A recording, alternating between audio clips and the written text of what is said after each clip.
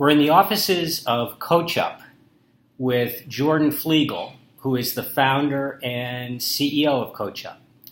Coach Up helps athletes find private coaches and now has more than 14,000 coaches for athletes in more than 25 different sports.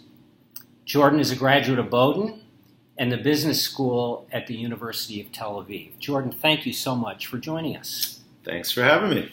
So we're going to talk a little bit today about company growth and Jordan's perspective on growth. But before we do, Jordan, tell us a little bit about your background and how Coach Up got started. Sure.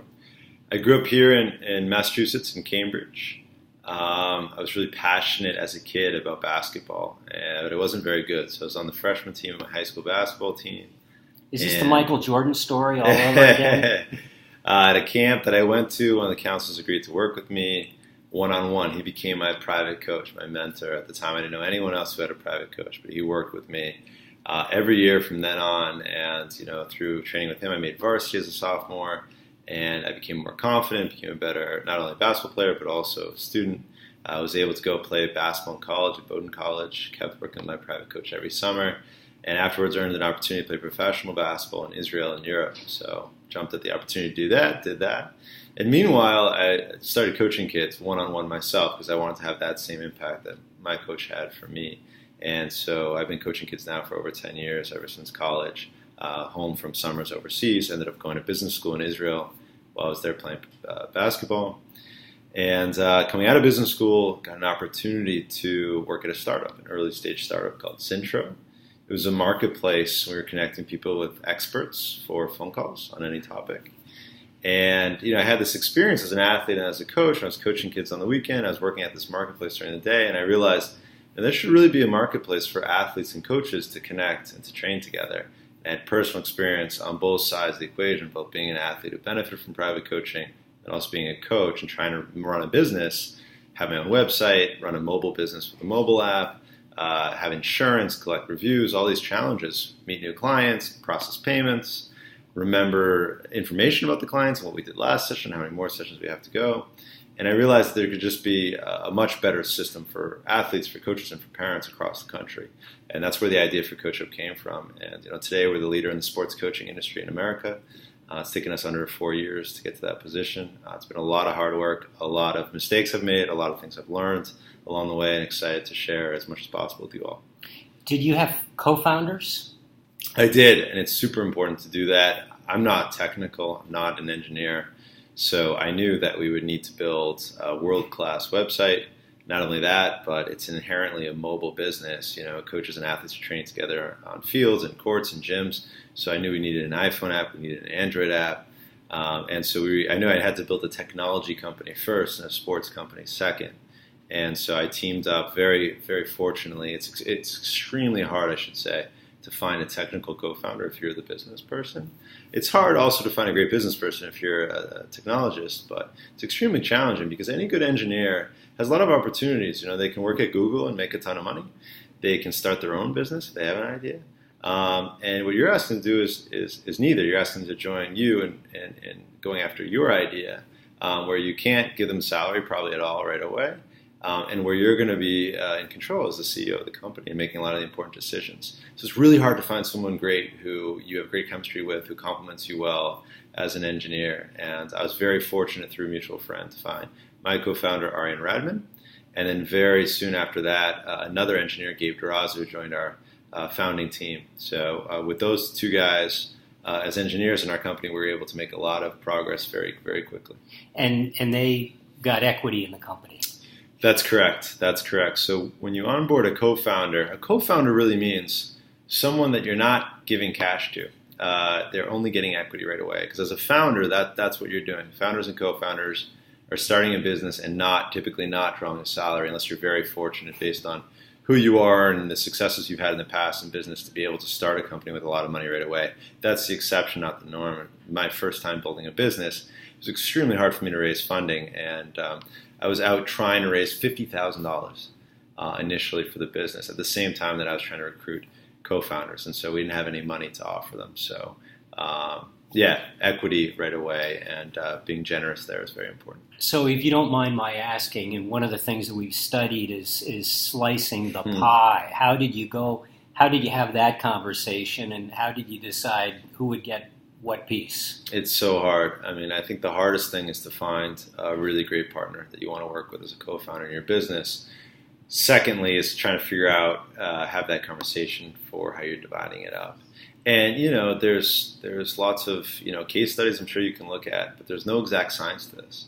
And it's really comes down to a personal decision on your part and your co-founder's part. And I just encourage you as you go about doing it to realize that this is not a one-time deal, and this is someone you're going to need to work very, very closely with. You're essentially marrying this person. And so you actually don't want to get such a great deal that you feel bad about it afterwards, and you don't want them to get such a good deal that you feel bad about it.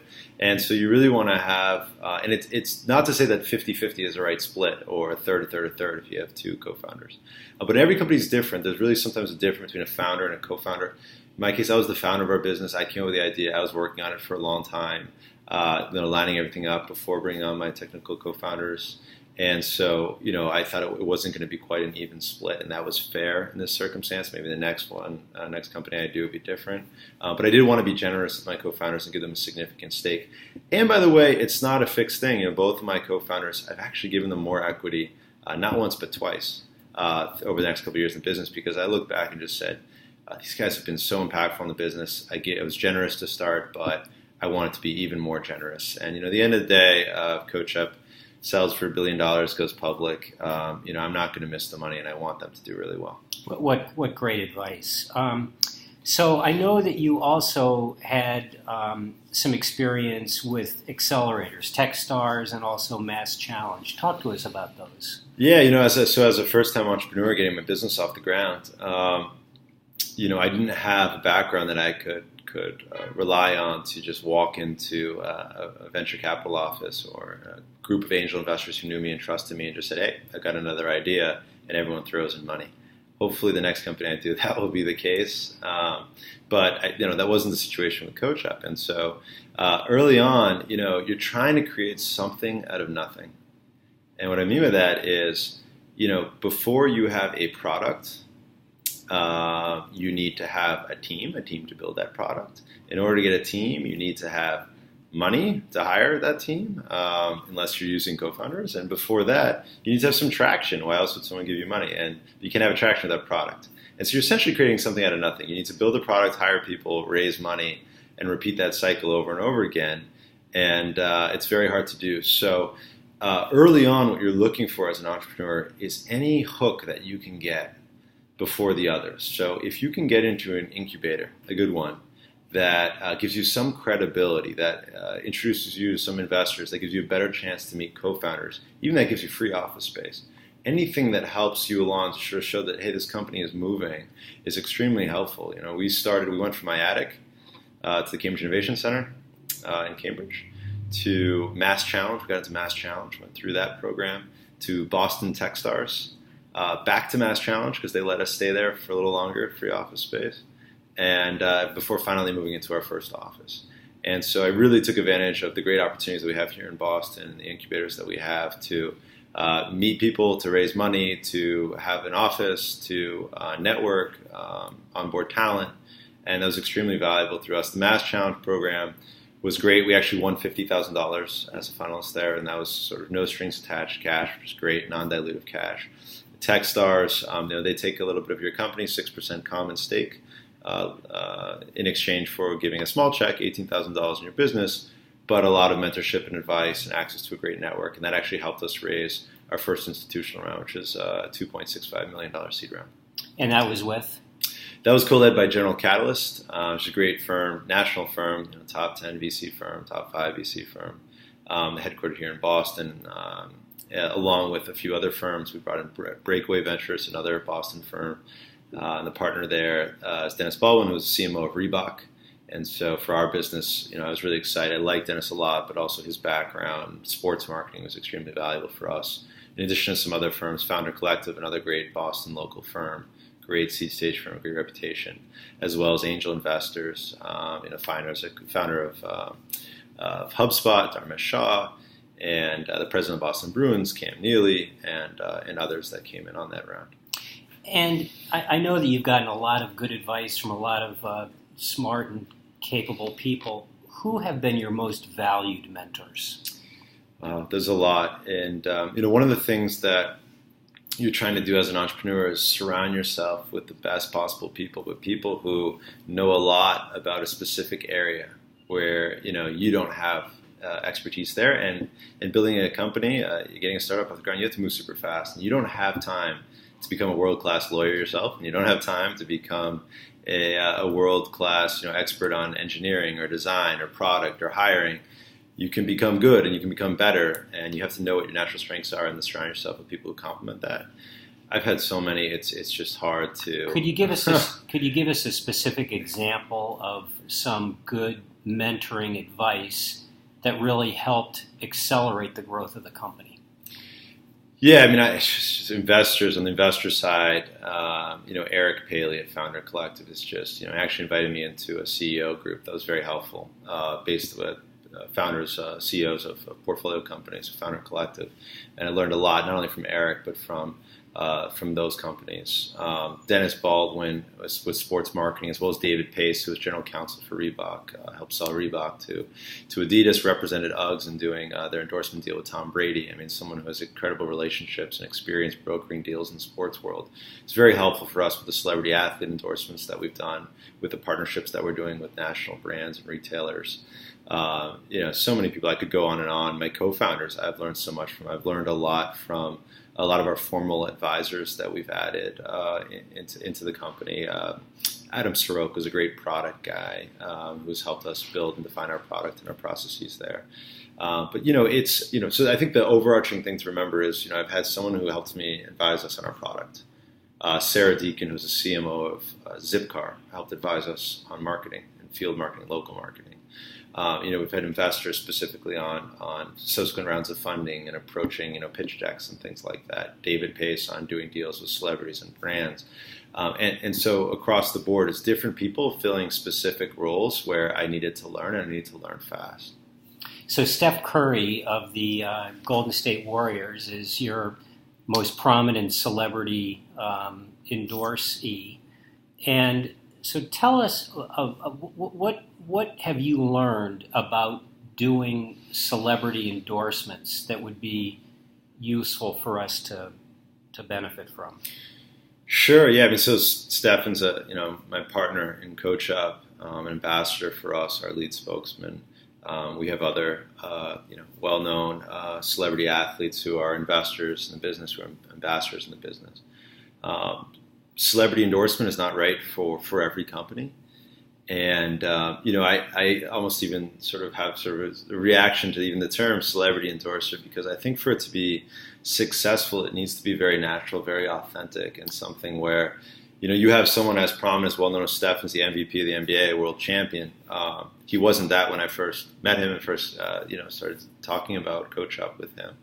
But, he is someone who's had private coaching. He's had private coaching since he was 13 years old. He believes in it. His coaches are on CoachUp. Some of our coaches are 15,000 coaches across the country now. Basketball is our top sport. California, where he plays, is our top state. He plays in San Francisco, which is just so happens there's Silicon Valley, and San Francisco is a lot of venture and technology, obviously stuff going on there. And so that was helpful to us. But the most important thing for me was that he believed in private coaching.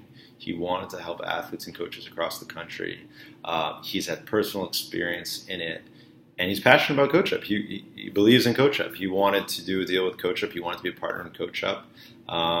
And he turns down deals all the time and other relationships all the time that may or may not be more lucrative than ultimately he'll do on CoachUp. But he's a real partner in our business, and so I think that's the most important thing. I think about Jessica Alba and what she's doing with the Honest Company as another very similar sort of engagement and partnership to what we have with Stefan here at CoachUp, where she authentically believes in the mission, is a huge part of that business. It's also a General Catalyst funded company.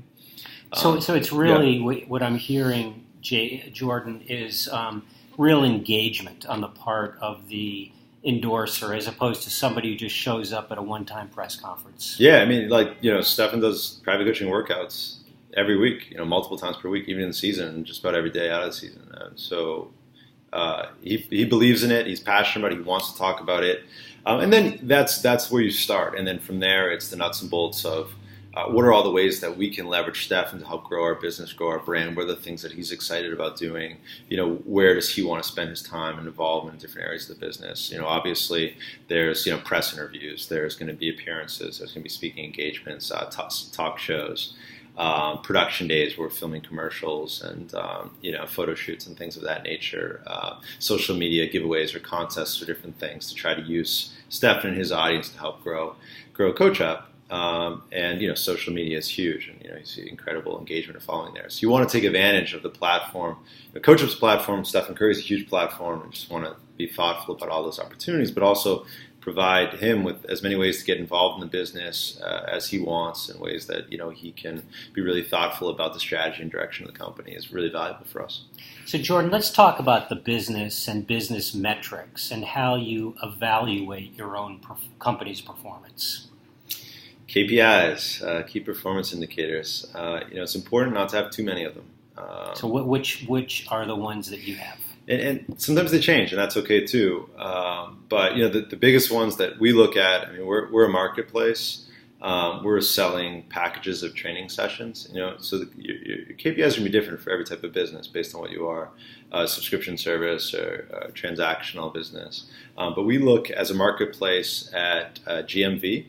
So we look at the top line of how much volume we're doing. GMV is? GMV, gross merchandise value. So volume. So it's, as a marketplace, yesterday we did, I shouldn't say, I don't know, it's confidential. Well, we did $30,000 yesterday, right? So top line is a great day for us. Feel good about it.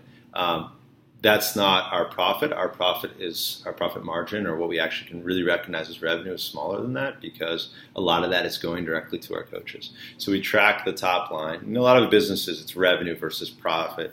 Marketplace, typically you look at GMV and you look at net GMV. Different companies doing it for different ways, but it's important just to understand the gross volume that's going through your system and then what your actual profit is. We look at that.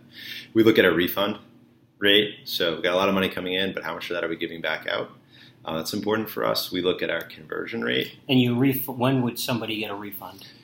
Oh, God forbid a coach doesn't show up for a session, or someone doesn't have a great experience with Coach Up. It's rare that someone doesn't have a great experience. It's typically, so that's a way of monitoring the coach's performance. Exactly right. Yeah. Someone buys, they buy their package of sessions, and for whatever reason, either Coach Up or the coach doesn't fulfill that.